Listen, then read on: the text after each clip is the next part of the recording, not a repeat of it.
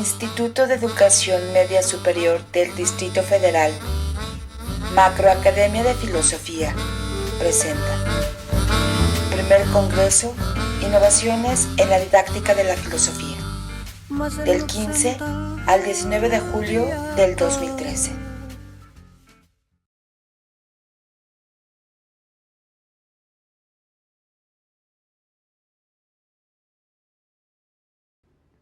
La actual coyuntura mundial relativa a la modificación de los planes y programas de estudio del bachillerato abre hoy día la oportunidad para repensar y reorientar la enseñanza de la filosofía y el aprendizaje del filosofar. En tal contexto, aprovecho esta ocasión muy propicia para compartir con ustedes mi reflexión a propósito de la dirección de tal reorientación y el sentido de la innovación que ésta supone. Al respecto, me interesa poner de relieve una primera observación. La innovación en filosofía no ha de perder de vista el carácter perenne, imperecedero de sus problemas y sus métodos, lo cual no implica, empero, renunciar a la actualización y renovación de sus prácticas de enseñanza y de aprendizaje. En esta perspectiva, la búsqueda de la innovación en la didáctica debe mirar, como Jano, el dios bifronte, hacia dos direcciones simultáneas y buscar de ese modo arribar a los cambios solo tras un intensivo ejercicio de indagación y exploración en el rico caudal de sus propios recursos. En otros términos, en contraste con la actualidad efímera y perecedera de ciertas modas pedagógicas, del nutrido patrimonio del saber filosófico se han de extraer los elementos para efectuar su propia renovación. Pues en efecto, la enseñanza de la filosofía es y ha sido de suyo un problema auténticamente filosófico y asimilado a sus reflexiones clásicas. Así, en esta propuesta que mucho agradezco me permitan comunicarles y recibir sus comentarios, intentaré mostrar la pertinencia de una noción que Michel Foucault dio a conocer con la expresión cuidado de sí, souci de soi, para abordar filosóficamente algunos temas prioritarios de la agenda actual renovadora de la enseñanza de la filosofía. Entre ellos, la formación del alumno en el ámbito del pensamiento crítico, de la autonomía, de la tolerancia y en valores para el ejercicio de la ciudadanía, del equilibrio entre la emoción y el intelecto, así como en algunos aspectos de importancia curricular, como lo son la formación permanente y continua a lo largo de la vida y la enseñanza centrada ya no en el profesor ni en la enseñanza, sino en el alumno y en el aprendizaje. De todos estos temas, como lo he mencionado, es menester intentar su abordaje filosófico, pues si bien el discurso contemporáneo de la pedagogía busca explicitarlos, nos daremos cuenta del lejano pasado común que comparten y en el que han quedado reunidos como componentes de ideales educativos perennes. La noción Foucaultiana del cuidado de sí nos aportará una herramienta para repensar el sentido de las exigencias formativas de la enseñanza de la filosofía que antes mencionamos, y al hacerlo también nos permitirá poner de relieve algunas continuidades y discontinuidades entre estas y sus antecedentes remotos. Cabe aclarar que no intento afirmar que solamente el concepto cuidado de sí logre el abordaje filosófico aquí propuesto. La formación para la autonomía, por ejemplo, ha sido objeto de penetrantes esclarecimientos en su origen kantiano. Mi intención aquí, modesta, es la de señalar un posible asidero para la lectura filosófica de los temas antes mencionados, sin considerarlo exclusivo ni excluyente, pero sí valioso para el análisis de la empresa de renovación que ahora nos proponemos. Iniciemos pues preguntándonos, ¿qué hemos de entender por cuidado de sí? ¿Cómo lo entiende Foucault? ¿Y a qué preocupación filosófica corresponde? Entonces entraremos al apartado 1, cuidado de sí, souci de soi, cura sui. Son estas algunas de las traducciones de la noción griega epimeleia e autou, que Foucault rastrea como parte fundamental de su investigación sobre la historia arqueológica del sujeto, específicamente para indagar el problema de las relaciones entre la subjetividad y la verdad. Temas clave del pensamiento de Foucault, la subjetividad y la verdad se escudriñan a través de sus diversas obras, mediante enfoques reticulares que ponen de relieve las articulaciones entre elementos heterogéneos integrantes de amplios panoramas culturales o, como prefiere Foucault llamarles epistemes. Como es sabido, la mirada arqueológica de Foucault se distingue del análisis del historiador del pensamiento por cuanto este último se interesa habitualmente en la narración de los acontecimientos en términos de lo que es verdadero y lo que es falso.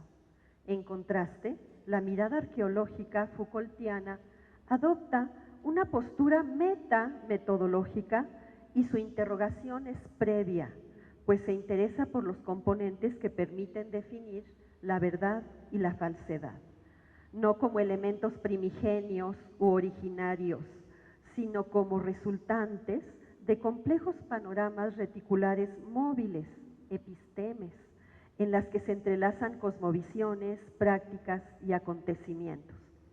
La importancia de la relación sujeto-verdad en el pensamiento de Foucault es muy clara. Esta conforma el núcleo de la actividad filosófica, de acuerdo con este pensador francés. En palabras de Foucault, llamemos filosofía a la forma de pensamiento que se interroga acerca de lo que permite al sujeto tener acceso a la verdad, a la forma de pensamiento que intenta determinar las condiciones y los límites del acceso del sujeto a la verdad. Es en este contexto amplio en el que aparece la investigación del concepto epimeleia e autou, el cuidado de sí, traducción que aquí recogeremos, aunque en las fuentes castellanas se menciona también inquietud de sí. Remite al principio de que hay que ocuparse de sí mismo, y de acuerdo con Foucault, fue fundamental para caracterizar la actitud filosófica en términos del autoconocimiento a lo largo de casi toda la cultura griega, helenística y romana.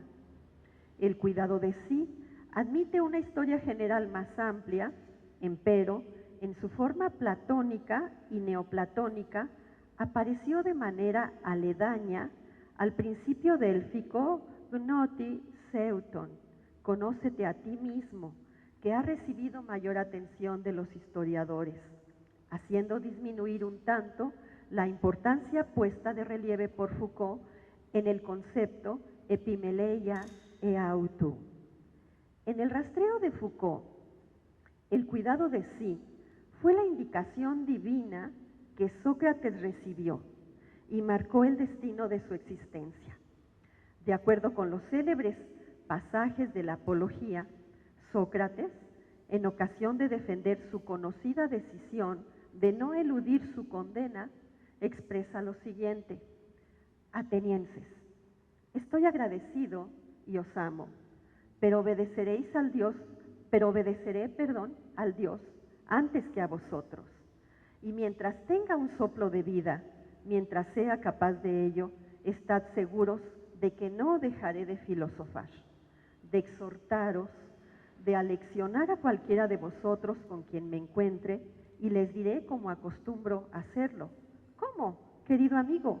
Tú eres ateniense, ciudadano de una ciudad que es más grande, más renombrada que ninguna otra por su ciencia y su poderío, y no te ruborizas al poner cuidado, epimelesai, en tu fortuna, a fin de incrementarla lo más posible, así como en tu reputación y tus honores, pero en lo que se refiere a tu razón, a la verdad y a tu alma, que habría que mejorar sin descanso, no te inquietas por ellas y ni siquiera las tienes en consideración. En el pasaje Sócrates subraya que a pesar de cuidar sus honores y bienes, los ciudadanos reputados a quienes se dirige no cuidan de ellos mismos.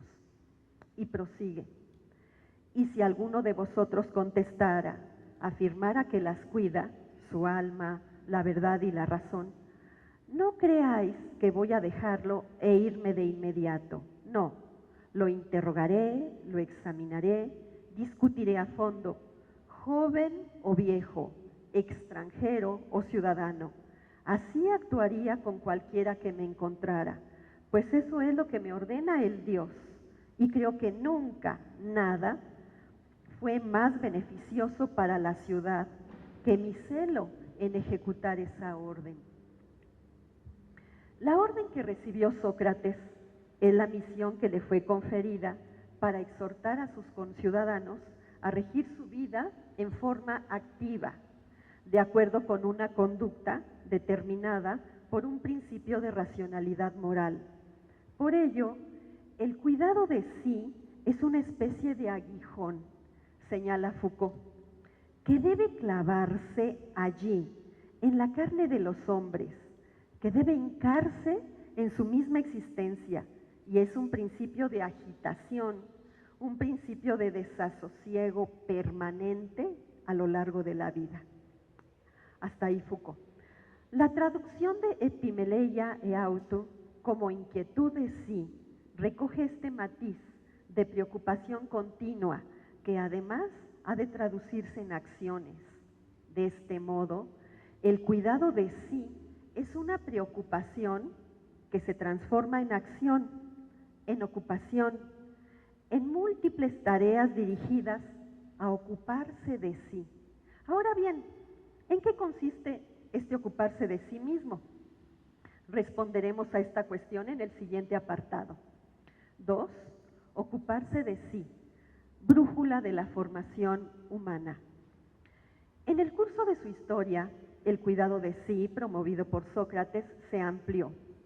Sus significados se multiplicaron y se diversificaron. En esa medida, Foucault encuentra que la ocupación de sí implica tanto una actitud general ante el mundo como ante uno mismo, al menos en los tres siguientes sentidos. 1. Como actitud general, es una manera de considerar las cosas, de estar en el mundo y de relacionarse con el prójimo, pero también con respecto a sí mismo. 2. Como una manera determinada de atender lo considerado, trasladando la mirada desde el exterior hacia uno mismo, prestando atención a lo que se piensa y cómo se piensa, todo lo que sucede en el pensamiento. 3. Como una serie de acciones que uno ejerce, primero sobre sí mismo, haciéndose cargo de sí, transformándose y transfigurándose. Para los efectos de esta exposición, denominaré a estos sentidos de manera respectiva principio actitudinal, principio de atención y principio de transformación. A partir de esta taxonomía, retomaremos los imperativos de la innovación didáctica propuestos actualmente para la enseñanza de la filosofía y el aprendizaje del filosofar. Vamos al apartado 2.1, el cuidado de sí y su principio actitudinal. El cuidado de sí comporta un principio actitudinal por cuanto se manifiesta como una manera específica de estar en el mundo, de ubicar tanto la existencia propia como en sus relaciones con los otros. En este sentido, Foucault señala que el cuidado de sí, cito, se define fundamentalmente como un modo de vivir juntos, más que como un recurso individualista. Aparece entonces como una intensificación de las relaciones sociales. Hasta ahí Foucault. En la historia de las prácticas de la subjetividad, ubicadas en la ruta del platonismo, el cuidado de sí es el objeto del análisis de Sócrates, especialmente en el diálogo Alcibíades. Ahí, el examen de la noción aparece como la preocupación del gobernante para hacer un uso acertado del poder. El diálogo muestra la transición de la idea de detentar el poder como una posición, como un privilegio estatutario, a detentar el poder como un ejercicio, como acciones políticas definidas. Alcibíades, en su interlocución con Sócrates, cae en la cuenta de que ignora en qué consiste el buen gobierno que debe ejercer.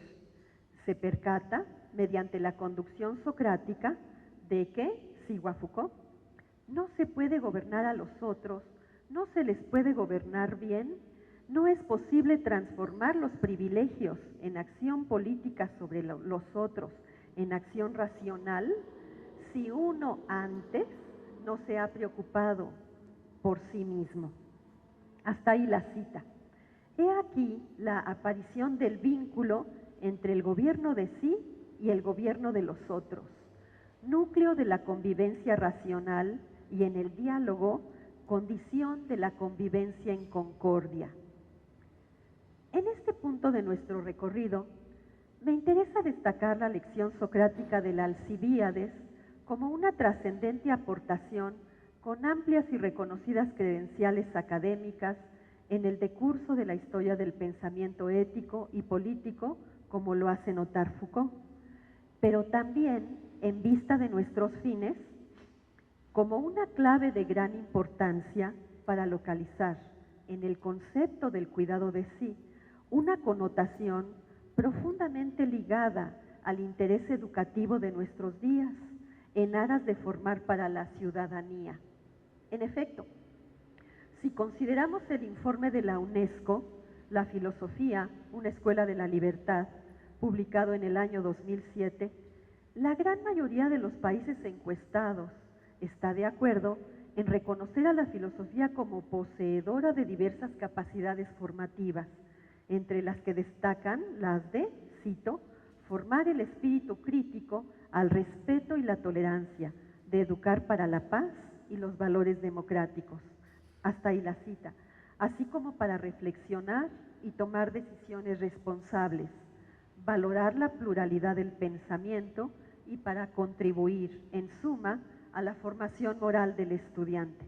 Deberíamos ahora preguntarnos, ¿en qué consiste tal autogobierno? Para aproximarnos a la respuesta, examinaremos el segundo principio, referente a la atención. 2.2. El cuidado de sí y su principio de atención. El cuidado de sí, como antes se menciona, entraña cierta manera de atender a lo que se piensa, es decir, de atender el pensamiento y lo que en él sucede.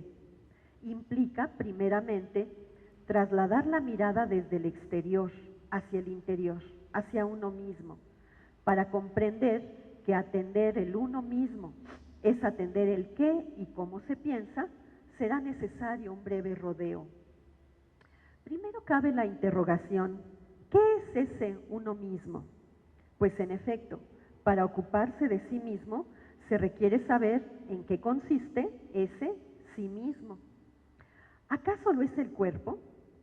O mejor, los bienes y las posesiones. Sigamos, según mi propia lectura, los ejemplos que revisa Foucault.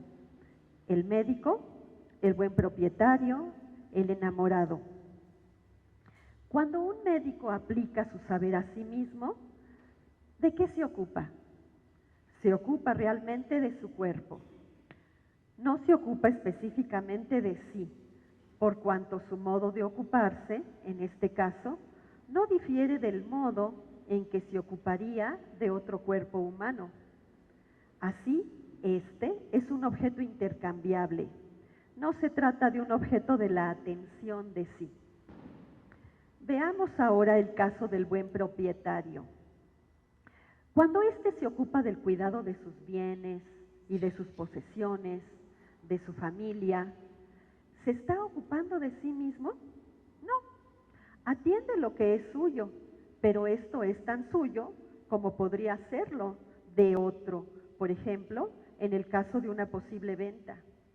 Nuevamente, se trata de objetos intercambiables. Los enamorados, pretendientes de Alcibíades, quienes lo atienden como objeto amoroso, ¿se ocupan acaso del mismo Alcibíades? Si la atención de estos pretendientes se concentra en la belleza, en el cuerpo de Alcibíades, es claro que no se ocupan de él mismo. En cambio, cuando Sócrates, amorosamente, se ocupa de conducir a Alcibíades, entonces sí se ocupa de lo que él mismo es. Pues, a diferencia de sus otros enamorados, Sócrates atiende su alma. O como lo señala Foucault, más precisamente, Sócrates se preocupa por la manera en que Alcibíades va a preocuparse por sí mismo. Hasta ahí la cita. La atención de quien conduce amorosa e inteligentemente al discípulo es lo que define la posición del maestro en el cuidado de sí. Aquí el maestro no impone. Su estrategia consiste en la promoción del perfeccionamiento del alma, que aquí se entiende como una autognosis. El conocimiento de sí se revela, entonces, como un componente esencial del cuidado de sí. Por ello, el descubrimiento de Sócrates, nos explica Comfort, consistió en hacer ver que la persona verdadera no es el cuerpo, sino el alma, entendida como la facultad de volverse a sí mismo para establecer juicios acordes a un criterio personal, auténticamente establecido sobre la base racional.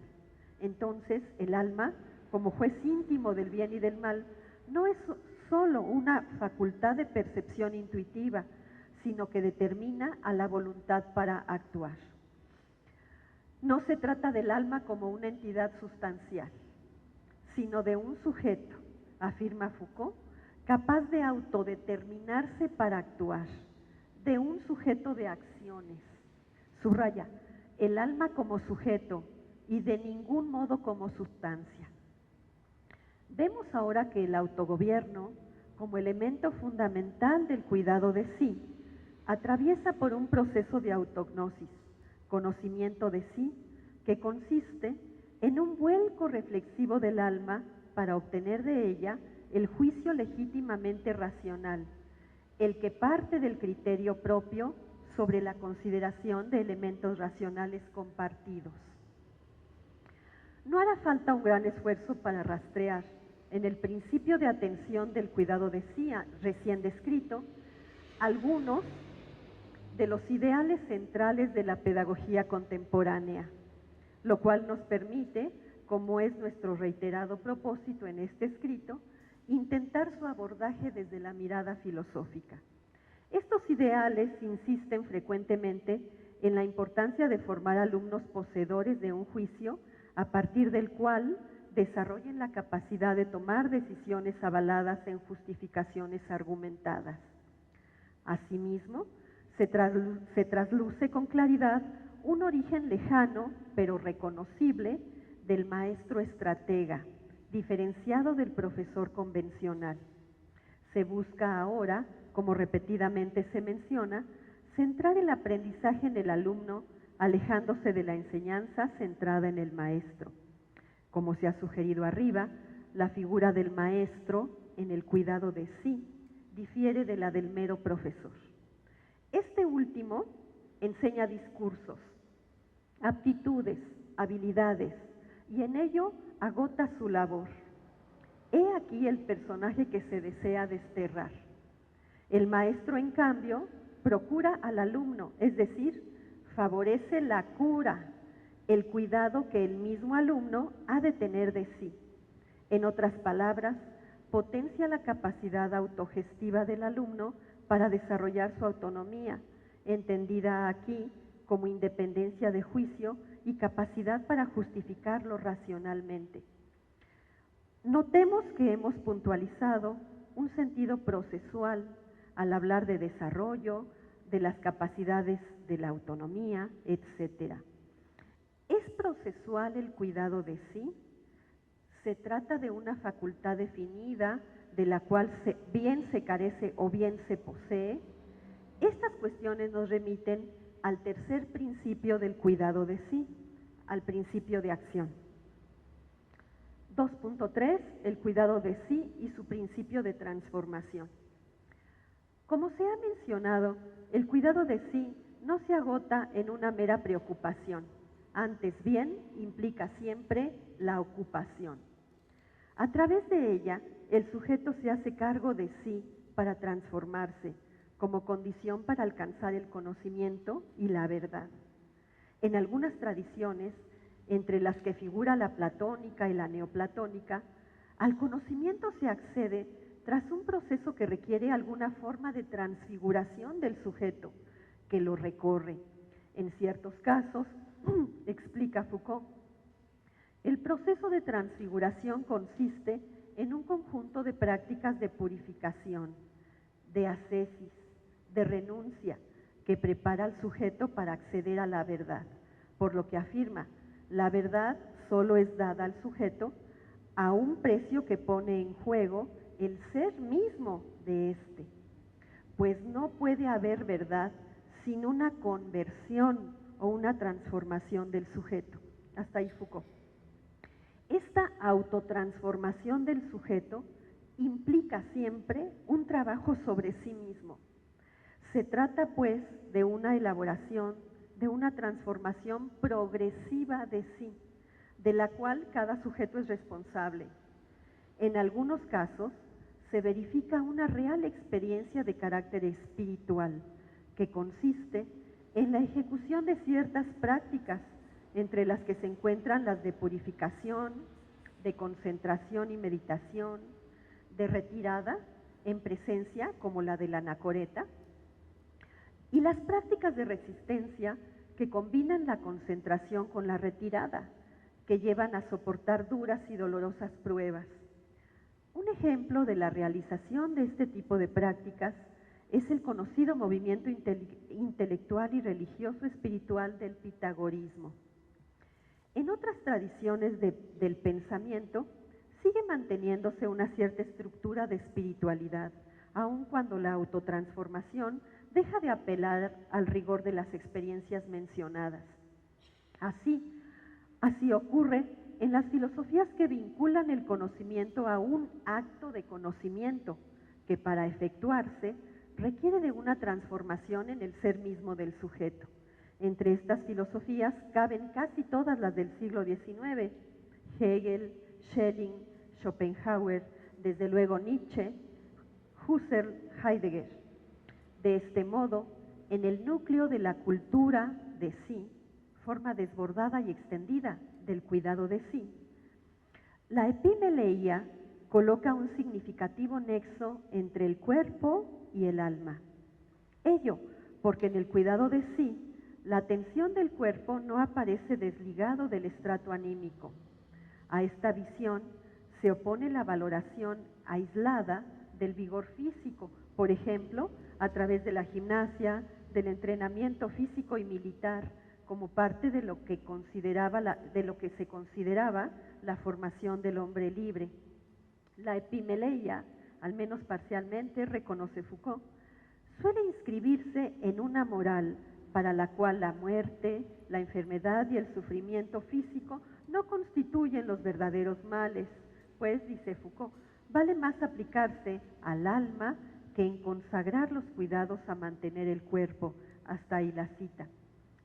En este horizonte del cuidado de sí, se le presta atención al gozne en el que los males del cuerpo y el alma pueden comunicarse entre ellos e intercambiar sus malestares.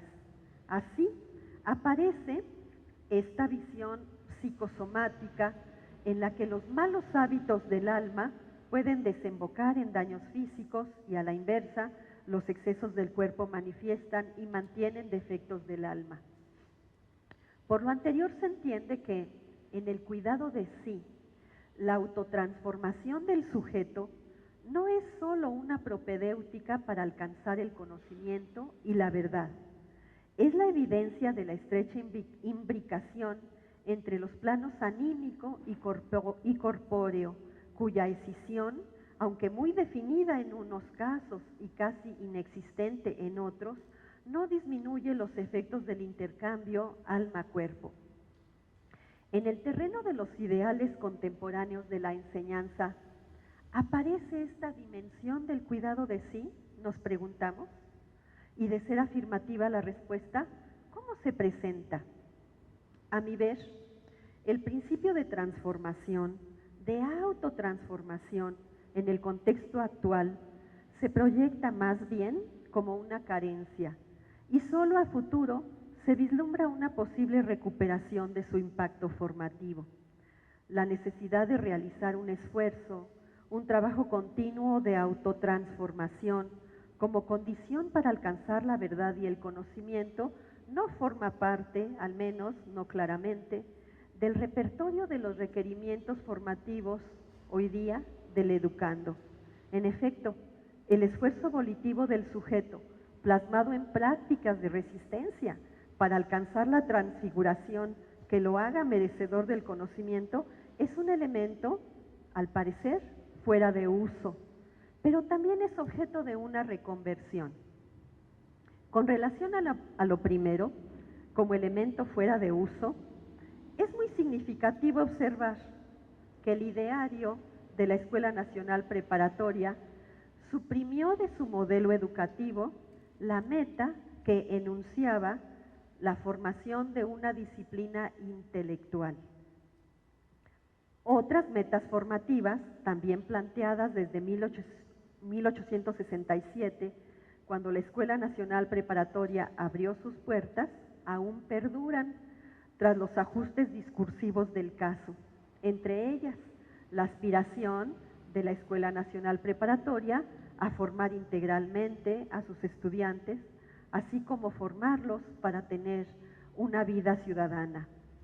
En contraste, como se ha mencionado, la meta en la que aparecía, de algún modo, el esfuerzo volitivo del que venimos hablando, mediante la palabra disciplina, esa meta desapareció para siempre. Esta, en efecto, suponía en cierta medida el esfuerzo y un trabajo de autoconformación para alcanzar los propósitos educativos. Sin espacio para profundizar aquí en este tema, solo me permito observar que estamos viviendo actualmente un ideal de progreso y desarrollo tecnológico que porta consigo la promesa de facilitarlo todo. Tal vez, sin tomar conciencia plena de ello, hemos venido asociando el avance, el progreso y la evolución con la ausencia del esfuerzo requerido para nuestra autotransformación y autoconstrucción. Empero, me parece que, simultáneamente, el esfuerzo volitivo que abona hacia la autotransfiguración del sujeto se ha reconvertido, al distribuirse ahora en diversas metas formativas. Tal vez la disciplina si es considerada como norma externa impuesta desde el exterior, ha debido ser reemplazada por la autonomía, guía autorregulativa y autoimpuesta. Asimismo, quizá el intercambio alma-cuerpo, psico-soma, constitutivo del principio de autotransformación, vaya apareciendo como una raíz del discurso vigente de la inteligencia emocional, en el cual, tal como no hay un hiato insalvable entre alma y cuerpo, tampoco lo hay entre la cognición y la emoción. Se tiende, pues, un puente promisorio entre las esferas antes incompatibles del intelecto y las emociones y afectos. Tal articulación se viene planteando como el componente que nutre y alimenta la creatividad, que hoy día aparece como un aspecto formativo de alta demanda. Hasta aquí hemos venido realizando una relectura, un abordaje filosófico de las exigencias actuales que propone el discurso educativo para la enseñanza de la filosofía. Esta relectura ha encontrado una herramienta en la noción Foucaultiana del cuidado de sí. Hemos visto que ciertas metas formativas actuales tienen lejanos antecedentes, cuando formaban parte integral de ideales de vida reconocibles en la historia del pensamiento. En otros casos, hemos visto acontecer lo inverso. Hubo ideales formativos que se han desplazado en el escenario contemporáneo para dar origen a otros conceptos o bien para formar parte de ellos. Esta reubicación nos permite corroborar el sentido intempestivo, perenne del saber filosófico, pero también nos persuade de entender la innovación en la didáctica de la filosofía en su peculiaridad. A este punto iremos enseguida y será el núcleo de nuestra conclusión. Pasamos a la parte conclusoria. Una manera de entender la diferencia del quehacer de la didáctica y el de la pedagogía es la que señala al primero como el estudio de los procesos de enseñanza y de aprendizaje de una materia determinada. En nuestro caso, hablaríamos de la didáctica de la filosofía o de sus disciplinas, didáctica de la lógica, de la ética. Esto es, estaríamos estudiando los procesos de enseñanza y de aprendizaje que nos permiten alcanzar las metas educativas de esas materias en particular. El quehacer de la pedagogía, en cambio, de acuerdo con esta distinción, se centra en el estudio de los métodos que abarcan varias disciplinas, en vista de que aquella atiende los elementos atinentes a la enseñanza y al aprendizaje que diversas disciplinas comparten. Esta diferencia de quehaceres, si la aceptamos, produce la peculiaridad de la didáctica de la filosofía que me interesa hacerles notar.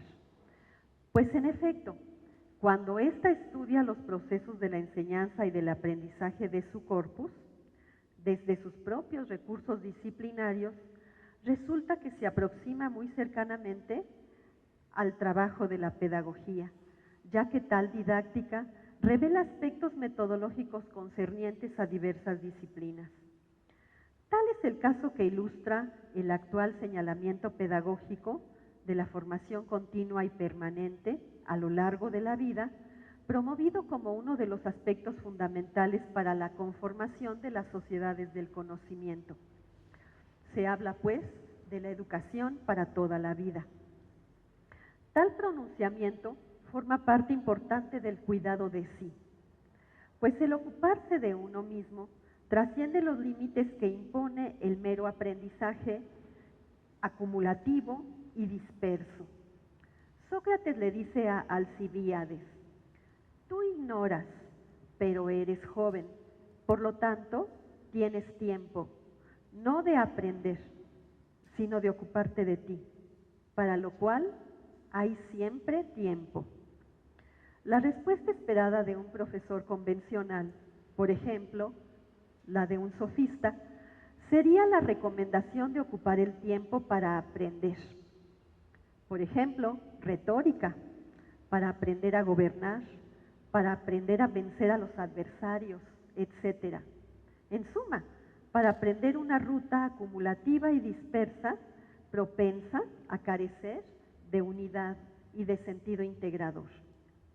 La ocupación de sí mismo, en contraste, dota de un sentido integrado a las acciones que se emprenden, pues, al corresponder a los requerimientos que brotan del conocimiento de sí, del conocimiento de uno mismo, poseen la autenticidad de la que se ve privado quien actúa en función de dictados ajenos e impuestos. He ahí la pedagogía reducida a un mero aprendizaje o cadena de ellos, o bien asumida plenamente como un impulso de autoconstrucción continua, dotado de un sentido autógeno. Para optar con amplia conciencia por una u otra ruta, nos ha servido este breve recorrido por la paradoja de la didáctica, pedagogía filosófica a la luz de la ocupación de sí. Solo nos resta apuntalar el tema fundamental de este escrito, concerniente al carácter de la renovación didáctica de la filosofía. Sin duda, en vista de la reflexión que aquí se ofrece, el camino que desearíamos para el avance de la didáctica de la filosofía hacia su renovación sería el que ofrece la posibilidad de abrevar de sus propios recursos, pero en continuo y estrecho diálogo con los avances de las disciplinas especializadas, como lo son la psicología educativa y la pedagogía. Ello permitiría evitar las repeticiones simplistas de los esquemas ya conocidos, así como actualizar los ideales perennes de la formación humana en visiones propositivas, coherentes y fundamentadas, de cara a la problemática siempre cambiante de la realidad vivida. Este camino, desde luego, no está desprovisto de riesgos. Por un lado, el del conservadurismo, de quien evita todo cambio para impedir el avance de lo que se ve como modas impuestas. En el otro extremo está la adopción crítica y literal de toda exigencia pedagógica contemporánea, pues hay que actualizarnos a toda costa. Desde luego, carecemos de recetas para sortear estos dos extremos indeseables, pero sí poseemos, como este escrito ha intentado mostrarlo, un repertorio de posibles herramientas para hacer inteligible y recrear el escenario de la enseñanza de la filosofía y del aprendizaje del filosofar, entre los cuales figura el de la noción aquí expuesta del cuidado de sí. Muchas gracias.